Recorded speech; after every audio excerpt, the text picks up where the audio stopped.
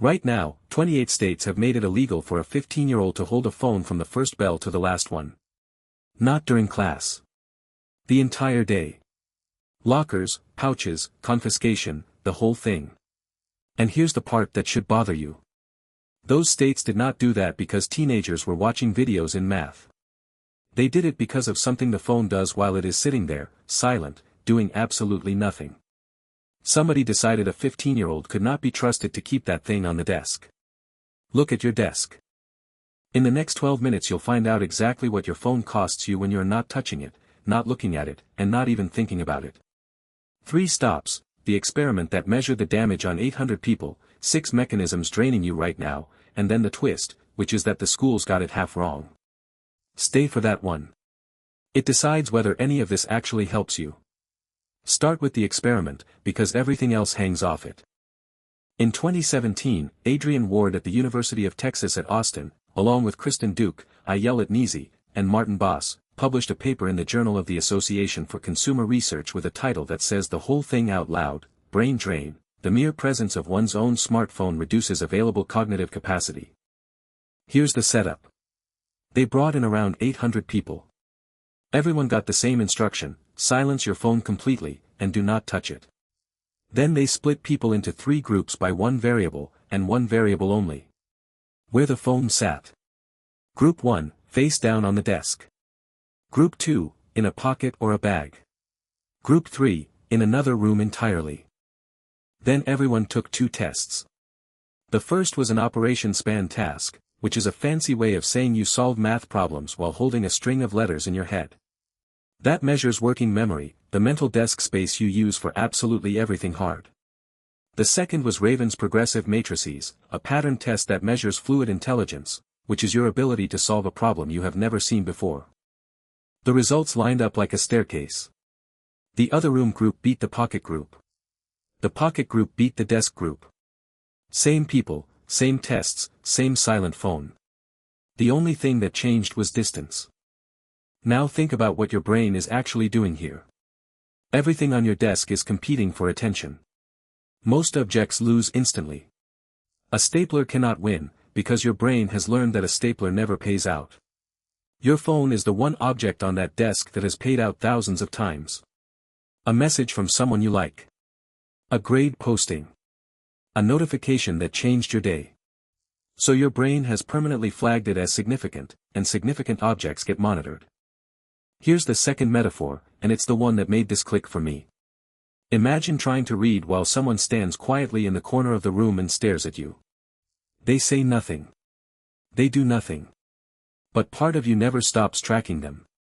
That's not a distraction you can push through. It's a tax you pay before the work even begins.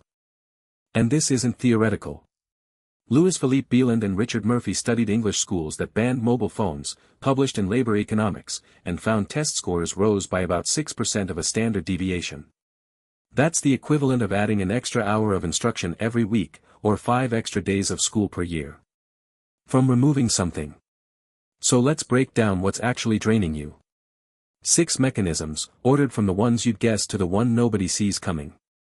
Mechanism 1, the inhibition tax. Your brain has a system for keeping attractive but irrelevant things out of consciousness. It runs constantly and it is not free. In the Ward paper the researchers describe it directly: inhibiting automatic attention occupies attentional resources. Every second your phone is visible, a background process is running the command, do not look at that. Picture trying to fall asleep while telling yourself not to think about tomorrow's exam. The effort of suppressing is itself the noise. And notice what this means for the word willpower. Most people imagine willpower as a wall they hold up against temptation, and the stronger the wall, the safer they are. But if holding the wall up is what drains you, then the person with the most self-control is not the person who suffers least. They're the person spending the most fuel to stay still. Left alone, this is the tax you pay on every study session for the rest of your life, and you will never once see the receipt. But here's where it gets really interesting. Mechanism 2, face down doesn't work. Powered off doesn't work. In the experiment, phone orientation made no difference, and neither did whether the phone was switched on or off. This breaks the mental model almost everyone has, which is that the phone is dangerous because of what comes out of it. Wrong. It's dangerous because of what it means to you. A dead phone in your pocket still carries the entire weight of everything it can do. Flipping it face down is like putting a blanket over a slot machine and expecting to forget the slot machine is there. The consequence, you feel responsible, you took a precaution, and you got nothing for it. Mechanism 3, you cannot feel it happening. This one is genuinely unsettling. When researchers asked participants how often they had thought about their phone during the test, the most common answer, in every group, was, not at all. They weren't lying. Their conscious mind really wasn't on the phone. And their scores dropped anyway. So the drain runs underneath awareness, which means your own judgment about whether your phone is bothering you is worthless as evidence. If you have ever thought, I'm fine, I have good self-control, that thought was generated by the same system that just failed the test. And there's one mechanism I've deliberately saved for last, because it's the only one on this list that isn't about the phone at all. Keep that in the back of your mind. Now, pay close attention to this next part, because it explains the buzz you ignore. Mechanism 4, an unanswered notification costs almost as much as an answered one. Carrie Stotthart, Ainsley Mitchum, and Courtney Yennert at Florida State University published this in the Journal of Experimental Psychology, Human Perception and Performance. People did an attention task while, unknown to them, some received calls or texts. The ones who got notifications were more than 3 times as likely to make mistakes, and crucially, this held even when they never picked up the phone. Being disciplined about not answering does not save you. The buzz already spent the money. Mechanism 5, attention residue. Sophie Leroy's research, published in Organizational Behavior and Human Decision Processes, showed that when you switch from task A to task B, a piece of your attention stays stuck on A. It doesn't hand over cleanly. So a 5-second glance at a lock screen is never 5 seconds. You bring the message back into the paragraph with you, and it sits there degrading everything you read for the next several minutes. The consequence is brutal, you can lose an entire evening to glances that individually felt free. And this is the part that changed how I set up my own desk. Mechanism 6, the one I saved, and the one that isn't about your phone, your baseline is already shredded. Gloria Mark, a professor of informatics at the University of California, Irvine, has tracked how long people hold attention on a single screen for 2 decades. In 2004 it averaged about 2.5 minutes. In recent years it's around 47 seconds. She also found it can take up to 25 minutes to fully return to a task after an interruption. Run that math on a 2-hour study block and the picture is grim. You don't have 2 hours of focus, you have a chain of 47-second fragments with recovery periods that never complete. And this is why the advice, just focus harder, fails so reliably. Focus isn't a muscle you flex on demand, it's a state that takes minutes to build and 1 second to knock over. The phone on your desk is not adding a distraction to a calm mind. It's adding weight to a system that is already falling over. Leave it there long enough and you stop believing you're capable of deep work at all, when the honest description is that you have never actually tried it under fair conditions. So the obvious conclusion is, schools were right, ban the phone, problem solved. Here's the thing nobody tells you.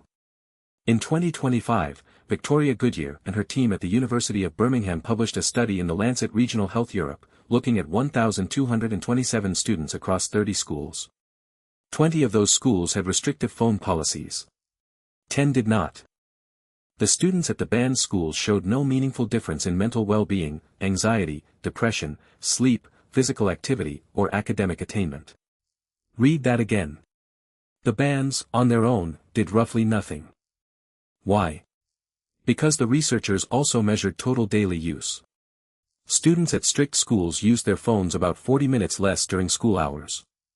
Their total for the day? 4 to 6 hours. Exactly like everyone else. The school removed the phone for 6 hours and the students took it all back the moment they walked out the gate. Which means the ban never tested the thing we care about. It tested 6 supervised hours out of 16 waking ones. The other 10 hours, the ones where you actually sit down to learn something difficult, are completely ungoverned, and the only person with the authority to govern them is you. So the schools didn't overreach. They underreached. They fixed the easy half, the half where somebody else does the enforcing, and left the hard half sitting on your desk. And I want to be careful here, because this cuts both ways. The Birmingham result is not evidence that phone presence is harmless, the laboratory work is solid and it stands.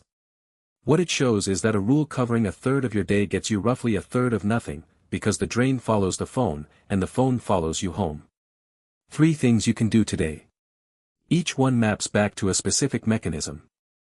First, the other room rule. Not face down. Not in your pocket. Another room, or at minimum a closed drawer on the far side of where you sit. This targets mechanism 2 directly, because the Ward staircase was about distance, not visibility. The cost is about 15 seconds of walking, and it's the single highest return change in this entire video. If you take one thing, take this one. Second, give yourself a bell-to-bell block. Notice that the school policies that worked were full day, not class time only. Do the same at a smaller scale. Pick a block, 50 minutes is a good default, and declare a start bell and an end bell. The phone leaves at the start bell and returns at the end bell, and there is no negotiating in the middle. This kills mechanism 5, attention residue, because there is no glance to leave a residue. And the bell matters more than the length. A block with a defined end is something your brain will wait for, a block with no end is something it will keep testing. Third, and this is the one most people skip, run the receipt test. Remember mechanism 3, that you cannot feel this happening? That means you have to measure it instead of sensing it. So take one task you can count, flashcards reviewed, problems finished, paragraphs written. Do a 25-minute session with your phone on the desk and count the units. Tomorrow, do a 25-minute session with it in another room and count again. 2 days, 1 number each. That number will convince you in a way that no study ever will, because it's about you. And remember Beeland and Murphy's most interesting finding, the students who gained the most from the ban were the ones in the bottom fifth of the class. The high achievers barely changed. So if your honest self-assessment is that you're the one who can't focus, that's not a reason this won't work for you. It's the reason it will work best for you. 28 states looked at a room full of teenagers and decided the phone had to leave the room. You get to make that same call, except nobody is going to make it for you, and nobody is going to check. So tell me in the comments, where is your phone right now, as you watch this? Be honest. Desk, pocket, or another room? I'm genuinely curious what the split looks like. And if you're going to run the receipt test, hit subscribe and come back and tell me your 2 numbers. I want to see them.